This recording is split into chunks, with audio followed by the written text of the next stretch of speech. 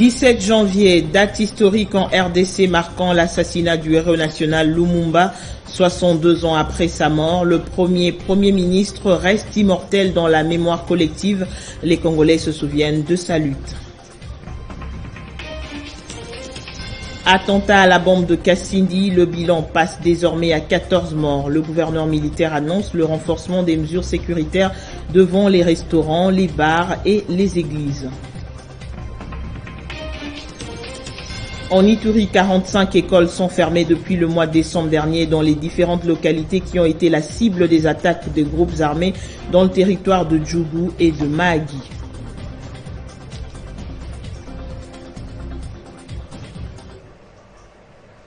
Très heureuse de vous retrouver pour cette nouvelle édition du journal. 62 ans, jour pour jour, depuis l'assassinat tragique du héros national Patrice Emery Lumumba le 17 janvier 1961. Ce mardi 17 janvier 2023, la République rend hommage à ce grand homme d'État pour son combat pour la conquête de l'indépendance du Congo, Kinshasa. Combattant de l'indépendance. Il restera à jamais gravé dans les cœurs des Congolais. Patrice Lumumba, né le 2 juillet 1925 à Onaloa, localité située dans l'actuelle province du Sankourou, est mort assassiné le 17 janvier 1961 près d'Elisabeth au Katanga. Lumumba est le premier ministre de la République démocratique du Congo de 1960 en 1964. Il est considéré comme le premier héros national du pays pour cette indépendance. À l'instar des musées Laurent Désiré Kabila, les Congolais en général, les Kinois en particulier, se souviennent du combat de Patrice Emery Lumumba et gardent des beaux souvenirs de ce dernier. C'est un grand nationaliste que je n'oublierai jamais dans les annales de la République démocratique du Congo. C'est un monsieur qui a osé. La façon qu'il avait osé, ça nous a permis aujourd'hui qu'on puisse être porté tomber devant ce plan-là, malgré le colonialisme indirectement qui continue à faire avec nous dans tout ce que nous voyons. Mais c'est grâce à lui aujourd'hui qu'on se permet d'avoir notre indépendance qu'on a maintenant là, qu'on peut se tenir debout face à tous ces Occidentaux et les Américains de dire non dans tout ce que nous voulons pour notre pays. Je connais par l'histoire que M. Lumumba, il a beaucoup milité, il s'est beaucoup sacrifié pour ce pays, pour notre indépendance. Donc j'ai un très bon souvenir de notre héros national, Patrice Emery Lumumba. Le 17 janvier 1961, Patrice Lumumba et deux de ses partisans, Maurice Mpolo et Joseph Okito, sont conduits par avion DC-4 à Elisabethville au Katanga. Lumumba, Mpolo et Okito seront conduits sous escorte militaire dans une petite maison où ils seront ligotés, humiliés et torturés. Ils seront ensuite fusillés le soir même vers 22h45 par des soldats sous le commandement d'un officier belge. Le bilan du récent attentat à la bombe de Kassindi passe désormais à 14 morts. Le gouverneur militaire annonce le renforcement des mesures sécuritaires devant les restaurants, les bars et les églises. Les services de sécurité rapportent qu'un kamikaze a été détecté parmi les 63 blessés. 2 bombes sont encore posées dans cette cité et l'armée appelle à la vigilance. 45 écoles sont fermées depuis le mois de décembre dernier dans les différentes localités qui ont été la cible des attaques de groupes armés dans le territoire de Djougou et Mahagi. Plus de 60 000 personnes de Mahagi ont fui depuis décembre les affrontements entre les milices Codeco Zaïre dans les chefferies de Walendo Watsi. Dans l'actualité également, le chef d'état-major général des FARDC, Christian Chiwewe, a visité ce lundi le centre d'instruction de Moura à Likasi où seront formées 5000 nouvelles recrues qui ont répondu présent à l'appel à la mobilisation générale lancée par le chef de l'État. Première visite de travail du chef d'état-major général au centre d'instruction des Moura à Likasi dans le Haut-Katanga. Le lieutenant-général Chiwewe Songesha Christian est allé se rendre compte de l'état actuel de ces centres appelés à accueillir bientôt 5000 recrues. Au cours de cette visite, 3 exposés ont été présentés à l'autorité. D'abord, par les colonels Ikomo Bienvenu, commandant de l'école des sous-officiers et commandant en place, et du colonel Nzanza Tessemba, commandant du centre d'instruction des Moura, et le colonel Kilemin Zanzou Victor, commandant de l'école du génie militaire de l'Ikassi. Le chef d'état-major a félicité les cadres de ces 3 structures de formation des FARDC pour le bon maintien de ces écoles. Dans sa communication, il a manifesté la vision et la détermination du président de la République, commandant suprême des FARDC, d'assurer la montée en puissance de notre outil de défense. Vous devez savoir une chose, au jour d'aujourd'hui, le chef a décidé sur la montée en puissance de cette arme. Moi, je pense que la montée en puissance, c'est à partir de la base, c'est la partie de la formation. Raison pour laquelle nous sommes là, c'est juste pour parler des recrues, parler des sous-officiers. Les plans que nous avons tracés à Kinshasa, il fallait d'abord compléter à la base de Kitona et ici à Moura 5000 hommes. Mais aussi le numéro 1 de l'armée a donné quelques instructions au commandant du centre d'instruction des Moura. D'ici là, vous devez maintenant former les jeunes.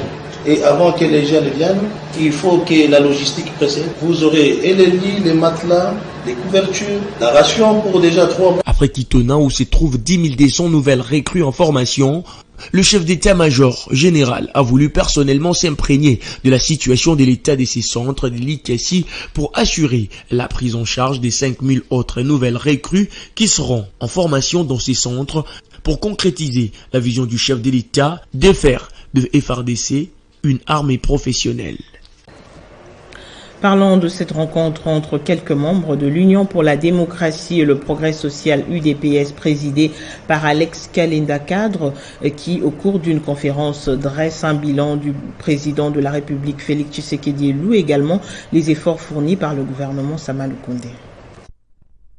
Lors de cette rencontre entre différents membres de l'Union pour la démocratie et le progrès social, il était question de dresser un bilan à mi-parcours des actions du président de la République Félix Tshisekedi. En effet, ces cadres de l'UDPS dressent un bilan largement positif du chef de l'État depuis son accession à la magistrature suprême jusqu'à ces jours. L'opinion lui donne un bilan largement positif avec un actif teinté de plusieurs indicateurs socio-économiques qui prouvent ses performances réalisées en un temps record dans plusieurs domaines de la vie nationale.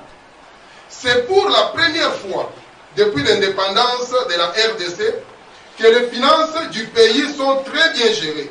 Par la même occasion, ce dernier attribue une note de satisfaction au gouvernement Sama Lukonde. Selon Alex Kalenda, cadre de l'Union pour la démocratie et le progrès social, le travail abattu par le gouvernement Sama aura été un combat des titans.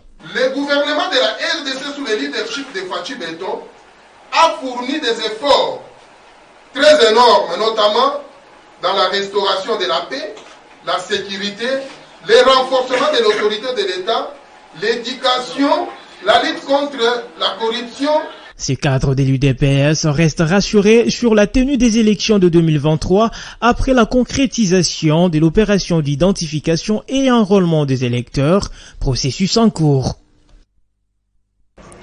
Et les actions de paix menées par le président de la République à la tête de l'Union africaine ont été récompensées par la fondation Issa Hayatou qui lui a remis le trophée artisan de la paix en Afrique. Et pour pérenniser les efforts du chef de l'État, la fondation Issa Hayatou va construire 2 centres de football et 2 centres de santé à Kinshasa.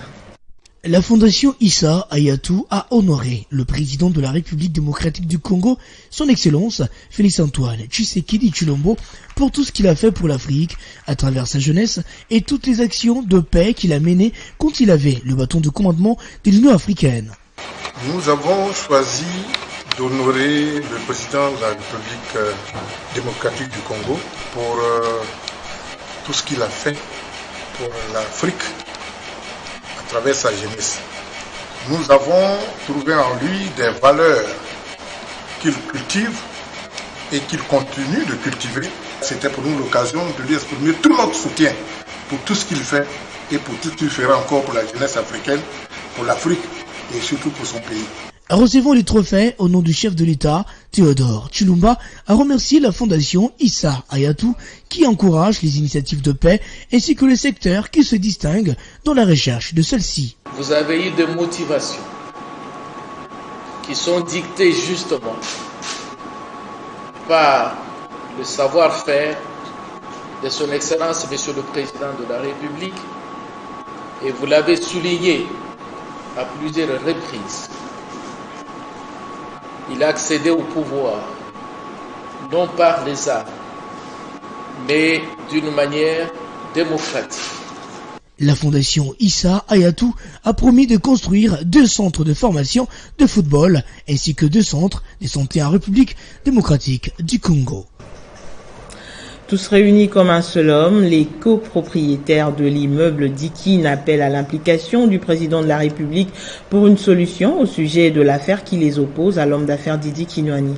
Plus de détails dans ce reportage. Après avoir été jetés dans la rue par l'homme d'affaires Didi Kinwani, les avocats des copropriétaires de l'immeuble Dikin situé sur le boulevard du 30 juin ont donné toute la lumière sur cette affaire qui oppose l'homme d'affaires Didi Kinwani et les copropriétaires du dit immeuble. Soutenu par son frère qu'on appelle Massamba Kidwani, j'apprends avec bonheur que le chef de l'État qui n'apprécie pas des comportements illicites. M. Dikin, certes, avait un lopin de terre. Sur base d'un contrat, ils ont mis ensemble leurs avoirs. L'un a apporté pour la portion de terre, l'autre a apporté les moyens. Et chacun avait un quota dans l'immeuble qui sera créé. Présente, l'une des victimes de cet acte déplorable commis par l'homme d'affaires Didi Kinwani a appelé à l'implication personnelle du président de la République Félix Tshisekedi pour le rétablissement de leurs droits.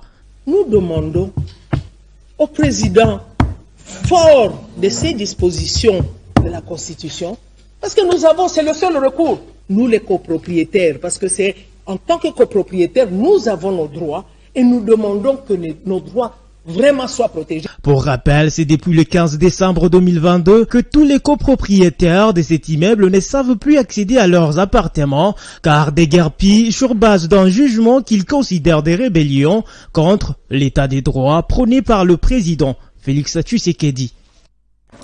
Et en santé, le spectre autistique cache parfois quelques génies auxquels on ne prête pas toujours attention, comme ce désormais génie du virtuose Jude Coffey découvert aux États-Unis dans la cave familiale en train de jouer à un piano abandonné. À Kinshasa, c'est une Asbel qui essaie de mettre en avant le talent des enfants autistes souvent victimes des diverses discriminations. Never Limit Children organise à Kinshasa des expos et des stimuli pour justement changer l'imaginaire collectif sur cette catégorie de personnes. Cette activité a tout l'air d'une première en République démocratique du Congo. 2 jours d'exposition et de stimuli en faveur des enfants autistes à Kinshasa. Les lieux choisis, l'église Parole du Salut de la Gombe pour l'ASBL Never Limit Children qui veut mettre en place un manifeste de la prise en charge des enfants autistes. Cette activité a pour but de déconstruire les stéréotypes et mettre en lumière ce que sont capables de faire ces enfants. L'année passée, c'était l'année de l'identification des enfants autistes en République démocratique du Congo. On avait fait différentes tournées dans différentes provinces. Et cette année 2023, nous nous sommes dit que ce sera une année de la prise en charge totale. Et les enfants autistes, comme vous le savez, que ce ne sont pas des enfants comme les autres enfants, ce sont des enfants différents. L'exposition consiste à la présentation de quelques dessins, des tableaux et des opérations mathématiques sur papier des enfants qui sont accompagnés de leurs parents. Les parents absolument dans la prise en charge de l'autisme. On ne peut jamais prendre en charge un enfant autiste sans pour autant associer le parent qui doit vous fournir suffisamment d'informations. Pourquoi? Parce que la prise en charge de l'autisme, elle est multidisciplinaire. Donc, il y a des autistes qui ne parlent pas. Imaginez que vous êtes en face d'un enfant qui ne parle pas. Si vous n'associez pas les parents afin de vous fournir l'information qu'il faut, donc vous aurez du mal à communiquer même avec l'enfant. L'ASBL Never Limit Children se bat pour faire accepter ce handicap qu'est l'autisme et faciliter l'insertion des enfants. L'association est aussi engagée dans le combat pour une bonne prise en charge des enfants autistes et de leurs familles. Au Sénégal, un nouvel accident de la route a fait 19 morts. Ce dernier a survenu 8 jours seulement après la terrible collision du 8 janvier qui avait fait 40 morts. Le choc survenu près de la localité de Sakal, au nord du pays, dans la région de Louga, a par ailleurs fait 24 blessés. Ces événements suscitent de flots de critiques contre les autorités pour leur incapacité à réglementer le secteur des transports. Et dans la foulée, le gouvernement avait fait des mesures jugées fantaisistes par les syndicats des transporteurs. Le nombre des femmes enlevées dans le nord du Burkina Faso s'élève aujourd'hui à 80. Ces femmes étaient sorties cueillir des fruits au moment de leur enlèvement. Les autorités annoncent que les recherches continuent, mais le haut-commissaire de l'ONU aux droits de l'homme, l'Autrichien Volker Turk, a demandé plutôt la libération immédiate et inconditionnelle des otages.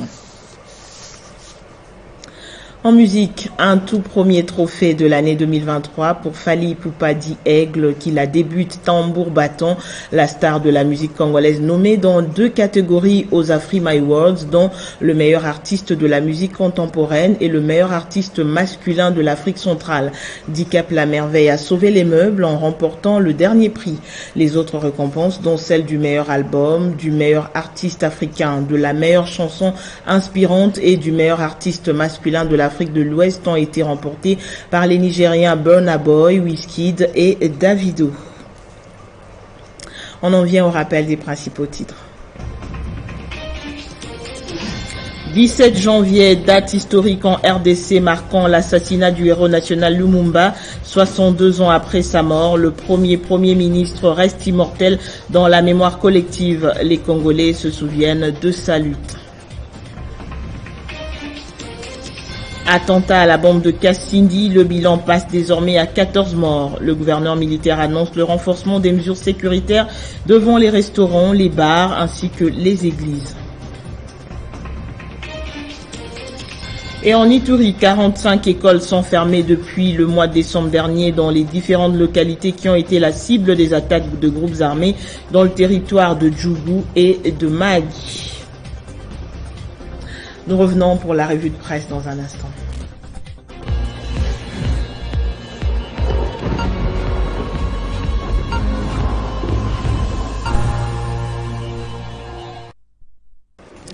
La presse écrite lue pour vous ce mardi dans une sélection de Benjamin Moudiata. Bonjour et bienvenue Benjamin. Merci à vous, Amina Bayombo. À la une, plus de 48 heures après l'attentat de Kassindi attriste encore les médias qui continuent d'en parler. Eh bien, Amina, je dirais que le Congo est encore une fois en deuil, en dehors de la commémoration de la mort de notre héros national, Patrice Lumumba. La triste nouvelle de Kassindi pèse encore sur les cœurs et sur les épaules des Congolais depuis le dimanche dernier. On va ouvrir avec RadioCapi.net qui titre Nord Kivu, 17 personnes tuées lors de l'explosion d'une bombe artisanale dans l'église de la 8e CEPAS à Kassindi, marquant la hausse du bilan qui passe de 13 à 17 selon plusieurs sources. Ce média en ligne, Amina, signale qu'un dispositif sécuritaire entoure les milieux du drame pour éviter que d'autres dégâts collatéraux ne puissent tomber. En rapport avec des questions autour de la responsabilité liée à cet attentat, il y a Libre Afrique, n'est-ce pas, qui titre ce matin RDC, l'armée attribue la responsabilité de l'attentat de Kassindi aux ADF. Ce média en ligne, Amina, rapporte, je cite, ce sont des ADF MTM qui sont les auteurs derrière l'attentat de Kassindi qui a fait plus d'une dizaine de morts et une trentaine de blessés, a affirmé le porte-parole de l'opération Sokola 1 dans le nord de la province du Nord Kivu, le capitaine Anthony Mwalushai. Et de son côté, Amina, il y a France24.com qui lance RDC. Le groupe État islamique revendique une attaque contre une église à Kassindi. Ce média relève que l'attentat a été revendiqué le jour même dans la soirée par le groupe État islamique sur son compte Telegram. Amina Bayombo. La démographie chinoise vers un déclin continu. Qu'en est-il? Exactement, Amina, au-delà de frontières de la RDC, les chevaliers de la plume se sont apaisantis sur ce sujet de la Chine, dont le nombre des habitants décroît, on dirait, dangereusement. Le média en ligne français Le Figaro a titré ce matin, dans sa rubrique internationale, « Chine, la population décline » pour la première fois depuis les années 60. Ces médias laissent entendre que l'empire du milieu s'est rétréci. La Chine a vu sa population estimée officiellement à plus d'1,4 milliard d'habitants chuter en 2022 pour la première fois depuis la famine du grand bond en avant, signalant, n'est-ce pas, que l'ampleur de ces défis démographiques pesant sur la seconde économie mondiale, dont la croissance est tombée à 3% selon le chiffre dévoilé ce mardi matin à Pékin. Et France 24 aussi, média en ligne, lui revient, n'est-ce pas, sur ce titre. Pour la première fois en plus de 60 ans, la population chinoise diminue. Il annonce que c'est un tournant historique. La Chine, pays le plus peuplé de la planète, où vivent 1/6 des habitants de la planète. Cette chute s'annonce durable, peut-être jusqu'à la fin du siècle. Alors on va clore avec Le Monde.fr, encore un site français, qui titre dans sa rubrique économie, la Chine n'a plus tiré la croissance mondiale en 2022, tout en signalant qu'il y a un paradoxe selon lequel, Amina Bayombo, cette baisse intervient malgré l'assouplissement de la politique des limitations des naissances ces dernières années. Il y a encore 10 ans, les Chinois n'avaient le droit de mettre au monde qu'un seul enfant. Mais depuis 2021, ils peuvent en faire 3. Malheureusement, les peuples chinois, on ne sait pas pourquoi, il y a le taux démographique qui ne fait que se rabaisser. Merci beaucoup Benjamin Moudiata pour cette sélection des titres. C'est moi qui vous remercie, Amina Bayombo. Ce journal est complètement terminé. Le prochain, c'est dans moins d'1 heure. D'ici là, portez-vous bien.